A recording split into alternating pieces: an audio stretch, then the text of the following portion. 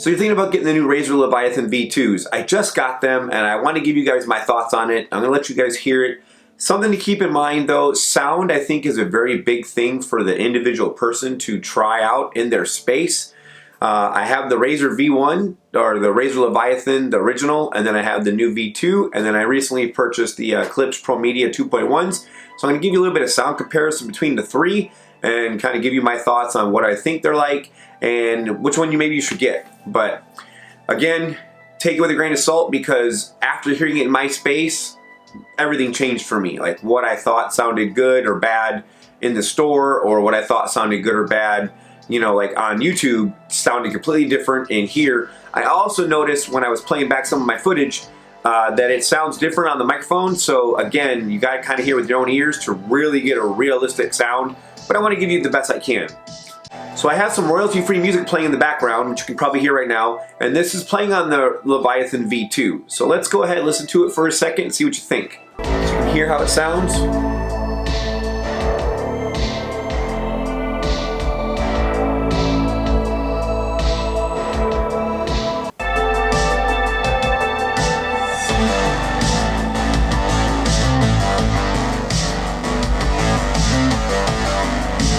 So that's the Razer Leviathan V2. Now let's go back and talk about the V1. We'll go to the exact same audio, so 64 on my computer, and this is now this is the Razer Leviathan original. Definitely think it's got more punch in the bass. You definitely feel it more in the room. I don't know if the microphone's picking that up. You can feel it definitely. And it sounds a little bit louder at the same level. So 64 versus 64. And I personally think the original sounds a little bit better. Now finally, for comparison, I'm going to go ahead and play my new Klipsch Pro Media 2.1s.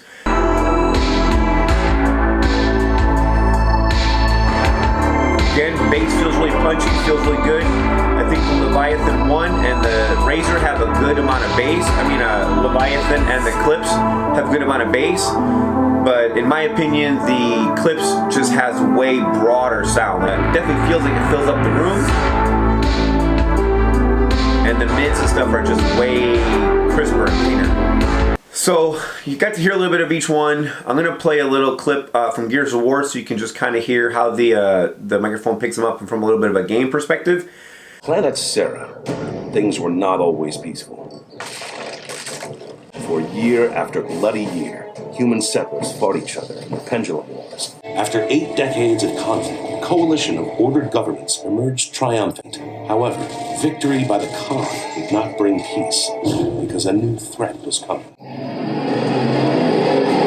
Just 6 short weeks after the end of the Pendulum Wars, the vicious locust horde erupted from underground caverns, slaughtering everyone in its path.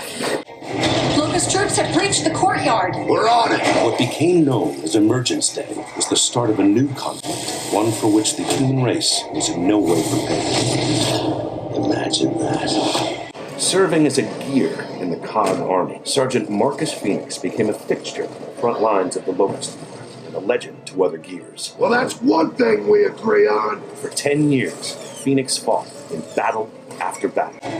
His stature only grew when he was imprisoned for disobeying orders after a futile attempt to save his father, Professor Adam Phoenix. I've come to get you out of here. I've got to save my research. 4 years later, the desperate Khan put Marcus back on the front lines. Welcome back to the army, soldier. Humankind was losing ground every day. They're flanking! Only one stronghold remained, the capital city of Jacinto. Then, on a mission into the heart of Locust territory, Phoenix made a shocking discovery. The Locust horde was actually fighting a two-front war. Exposure to the emulsion energy source had transformed ranks of the horde into a new threat, the Lambent. These monstrosities had been attacking the Locust for years, and so it became clear. Emergence Day was not an invasion. It was the Locust's attempt to escape an even more deadly foe. They're desperate. all this time we never realized that. Realizing humanity would never be able to defeat both the Locust and the Lambent by conventional means. I'm sorry. Phoenix proposed a radical solution. We need to sink Jacinto before the Locusts leave. Not after. By sacrificing the last remaining human city, Oceans would flood the underground caverns of Sarah, wiping out the locust civilization. 2 years later, human, locust, and lambent survivors alike battled for resources on the surface. So much for diplomacy. Marcus was sent on a new mission after a mysterious message revealed his father was alive and in desperate need of help. I need your help. Fighting across the shattered ruins of Sarah, Marcus eventually reunited with Adam Phoenix. Marcus.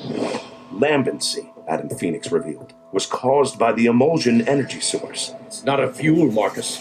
It's a living organism.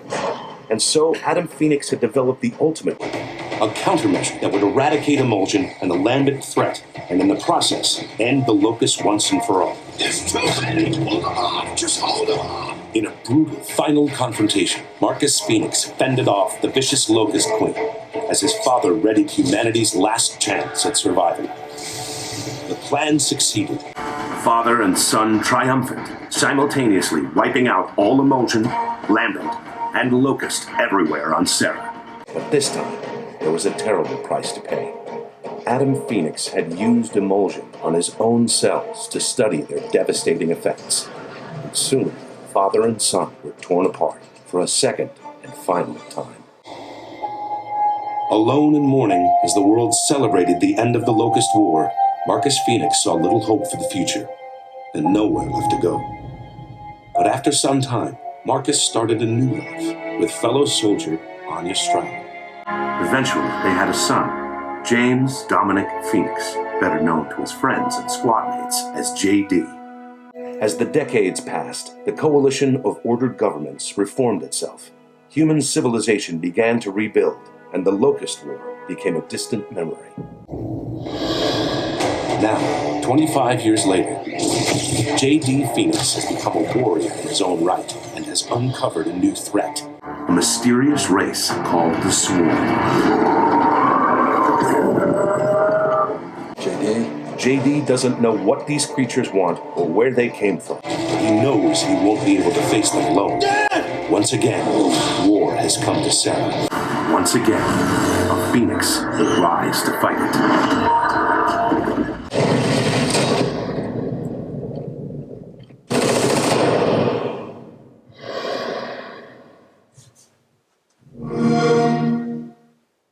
But should you get it? I think no.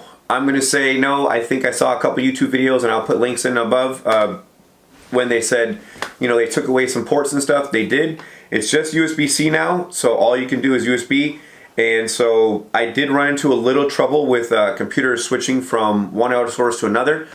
And then also, I think just it doesn't have a very good sound, in my opinion, or at least in my space and in the way I like to hear my music. So I am not going to keep it. I am definitely going to be returning it. I just got it last week, and after a full week of trying to figure out the right audio, and you can play with the equalizer. I think the equalizer is pretty much useless.